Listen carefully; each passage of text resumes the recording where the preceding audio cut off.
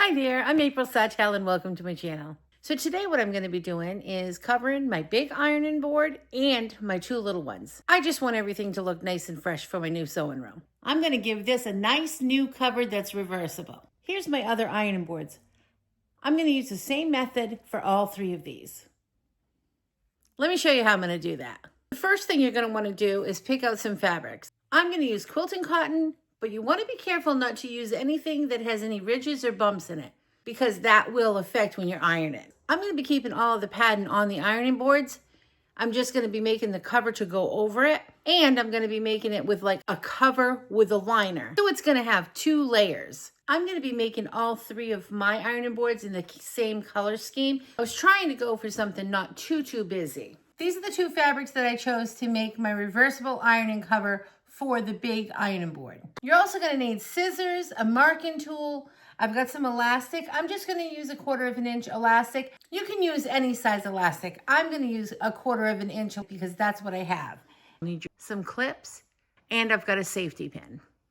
Okay, let's get started. I'm going to lay my fabric with the right side facing up, and I'm going to lay my other fabric with the right side facing down. Ironing board, and I'm going to lay this right on top of my table or on the floor, wherever you need to do this, and we're going to turn this upside down. I'm keeping this pad and everything that's under it on it. I'm just making one to go right over the top of this. I'm going to try to put this more on the edge. I want to waste as least as possible, so I'm going to pull it up to where I think I need to be. This cover is a little bit shorter than I want. I want this to come up all the way around here. Maybe not all the way as far as that goes, but more than what's here. So I'm going to allow mine to be a little bit bigger. I want to make a 1/2 inch casing around it. That way I can put my elastic through it. Plus I need 1/4 inch seam allowance on top of that. I'm just going to measure from here to the top, and that's about 1.5 inches. I want it to come up over about 1 inch. So there's 2.5 inches. I'm just going to wing this, and I'm going to go 4 inches all the way around. So the first thing I'm going to do is trace my ironing board to give myself a pattern to go by. This might be a good job to do right on the floor. You can see my outline. And now what I'm going to do is I'm just going to start adding 4 inches all the way around. One thing I forgot to say was, see the point on the ironing cover? I want to make that more than 4 inches. I'm going to try to make it about as much as that is. I'm going to allow myself 6 more inches at the top. I'm just going to go around with my seam gauge, and I'm going to add 4 inches all the way around except to the top. I'm just going to make marks and then connect the marks.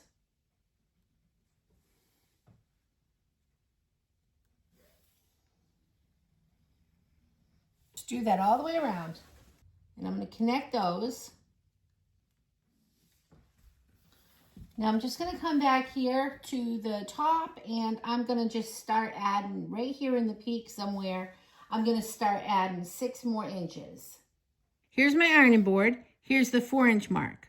And then I added 6 inches just around the top here, around the corner to that. I'm just going to stick a couple of pins inside of the ironing board trace out here. I'm going to use a ruler. I just want to have it to hold it up against my rotary cutter so I can cut a little bit straighter. I'm just cutting right along my line now. I guess it's easier for me if I don't push the ruler up against it. I'm just going to clip a couple of the ends here so it stays together a little bit. Okay, my template is all cut out. I'm just going to go ahead and I'm going to clip now all the way around. And I'll see you at the sewing machine. I'm going to leave myself a 4 inch gap. So I'll put a mark here and I'll put a mark here. This will allow my hand to go through so I can pull this right side out when I'm all done. So right now I'm just going to sew 1/4 inch all the way around. I'm going to give a back stitch at the beginning and at the end.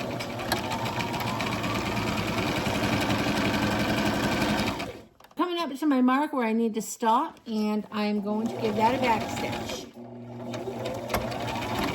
Now, if you have any pins on the top like I did, just go ahead and pull those out.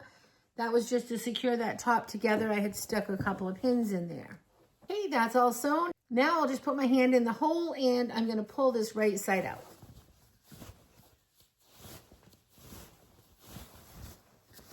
You're gonna put your hand in the hole, grab the other end, and then just pull it through the hole.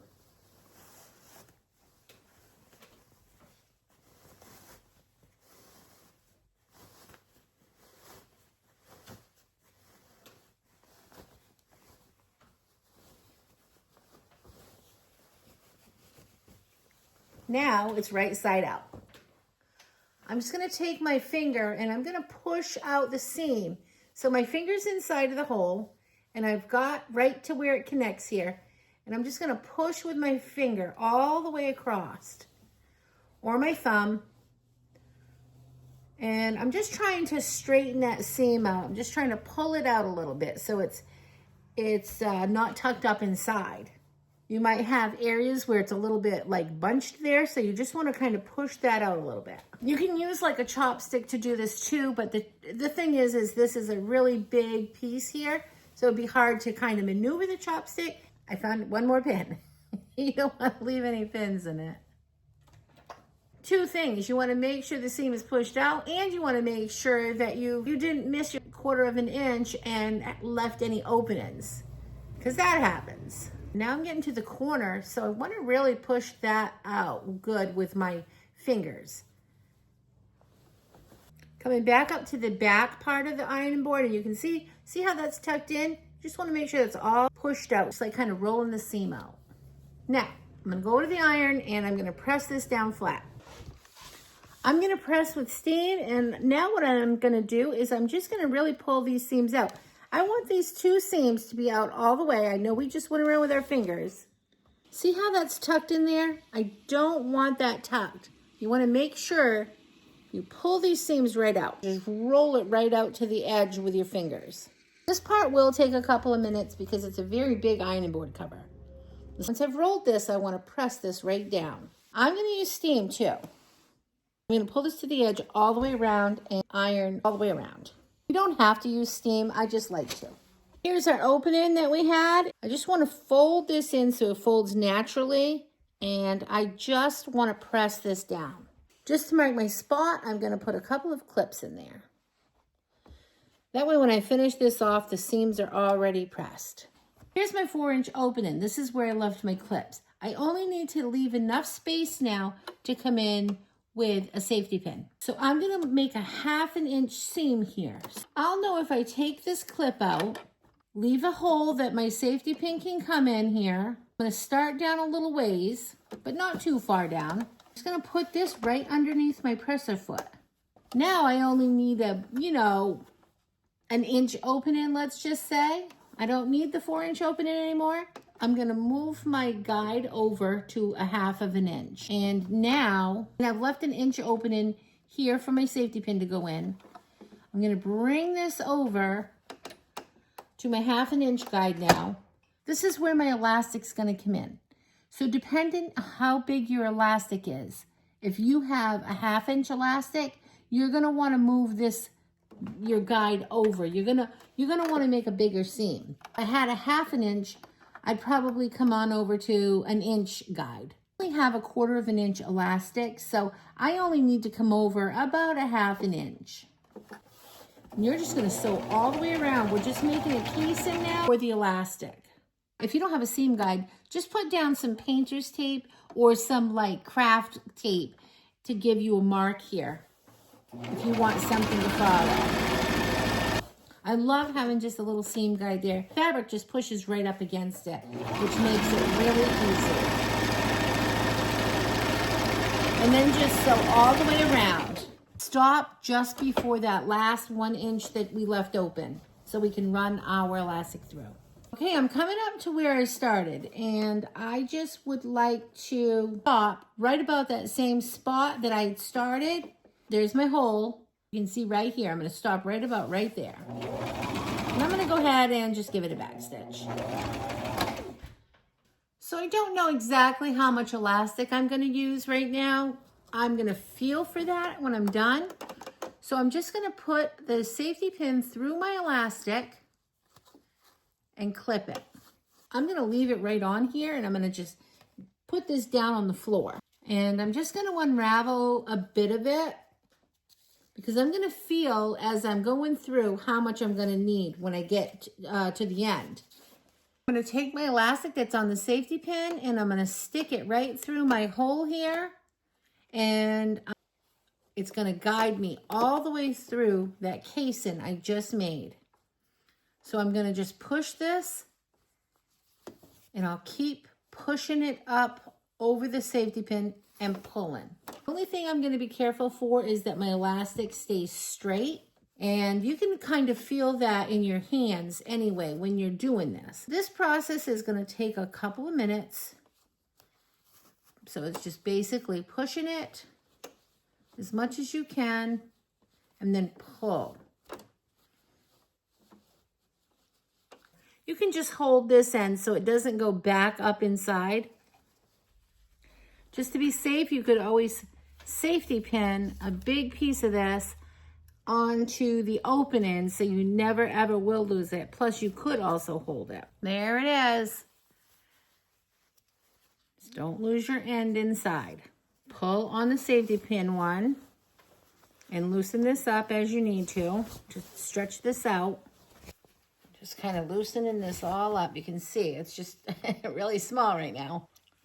So I'm going to pull as much as I can of that elastic out. I'm going to hold both ends of this, but I need to loosen this up. And then I also need to pull again because it's still just way too tight. There we go. It's starting. I'm going to lay this on top of my ironing board and see where I'm at.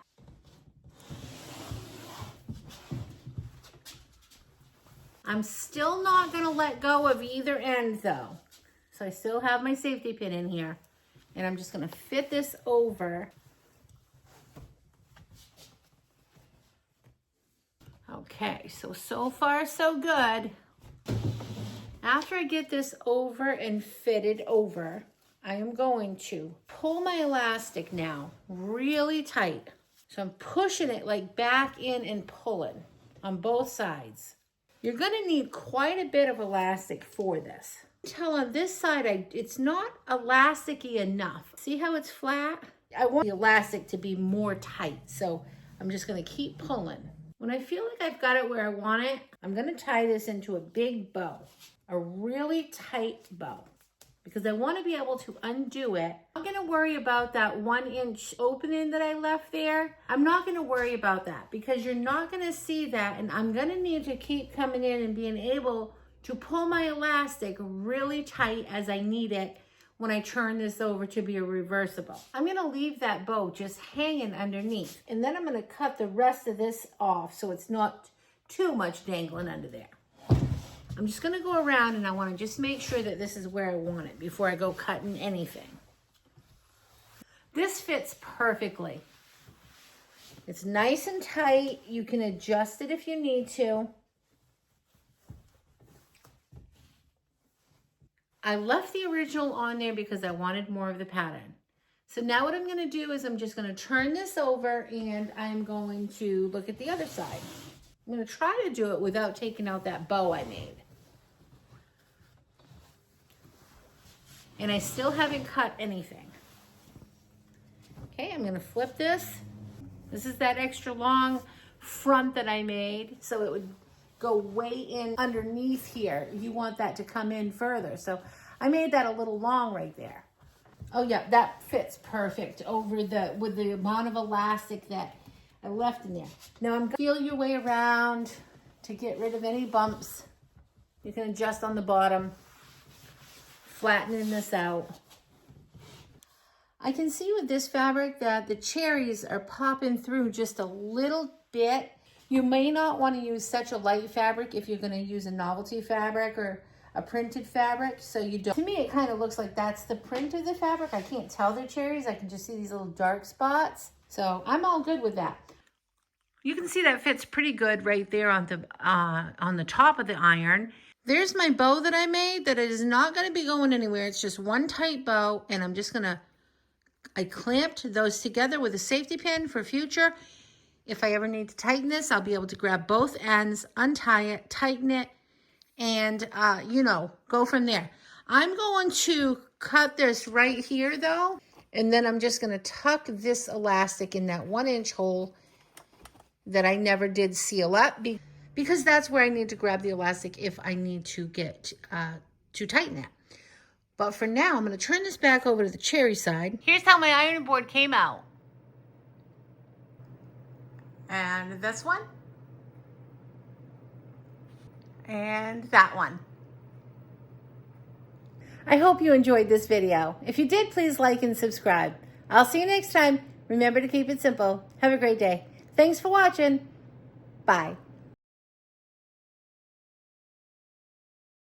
Say bye, little Miss Reddy Thready.